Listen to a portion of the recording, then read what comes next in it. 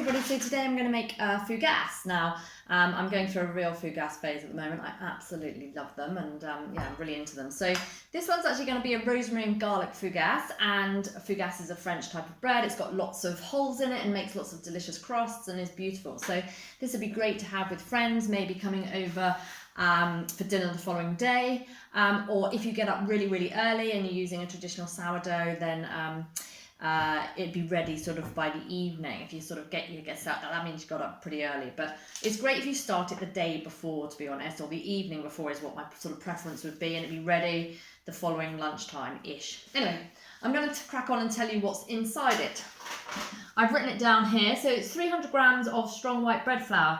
Now that's actually divided into 200 grams and 100 grams. So I've split those two here. Here's the 200 grams and 100 grams of strong bread flour. Then I've got 200 mils of water. Now that's just water at room temperature. Tepid is also fine, but not hot, not cold. Then 50 grams of my sourdough starter, which I've decanted from my regular one and refilled my regular starter I keep in the fridge. And again, that's sort of room temperature now. And then for the flavourings I'm using today is the rosemary and garlic. So I've got 25 mils of delicious extra virgin olive oil. I've also got 1.5 teaspoons of fine table salt. I've got a sprig of rosemary that I've chopped up nice and finely. This is fresh rosemary, I have it in the garden, so I thought make use of it, it's delicious. Otherwise, feel free to use a tablespoon of dried herbs de Provence or whatever you fancy. And then 1 juicy fat clove of garlic. If you don't have a big clove of garlic, if you don't have big cloves of garlic, just use a couple of little ones. So that's grated there with a, I just use a regular Parmesan grater actually. And then some olive oil. Delicious olive oil just to brush on tomorrow when it comes out of the oven. So, starting the day before, we've got a little method going on here as well. Feel free to pause your YouTube channel if you really want to kind of look through that. But what we're doing is we're getting a mixing bowl. So at the moment it's just an empty bowl. And to start with, we're just putting our water in, our 200 mils of water, and our sourdough starter in. Scrape that in.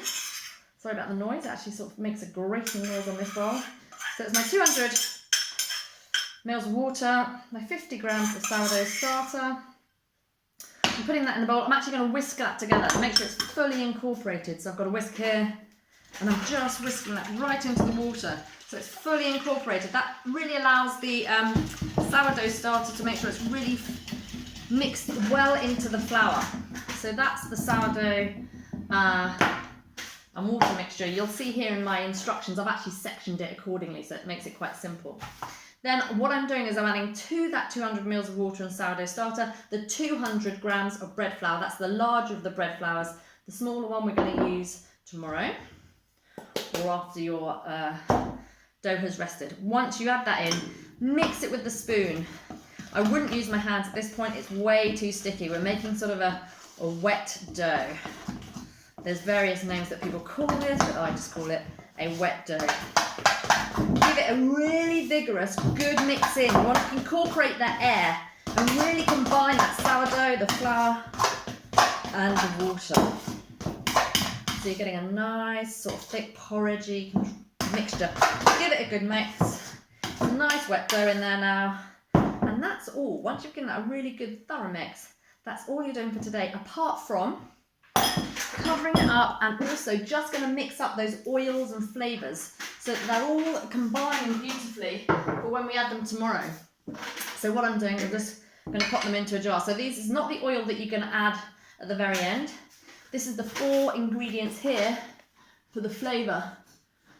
You can use olives, you could use sun-dried tomatoes, whatever you want. So that goes in the oil. That's 25 mils actually of extra virgin olive oil. Some nice fresh rosemary, grated garlic. Oh, I love it. It's starting to smell fantastic. And my 1.5 teaspoons of salt. And I'm literally using the other end of the spoon. I'm going to mix those together. And that just means that rosemary really softens, that garlic really infuses the oil, and the salt's all in there and incorporate it for when we use it tomorrow. Just lightly add that lid on. It's just to stop anything from getting in, but there we are. So I'm going to put that there for tomorrow. I'm leaving that to rest at room temperature, and that's it. Step 1 is done.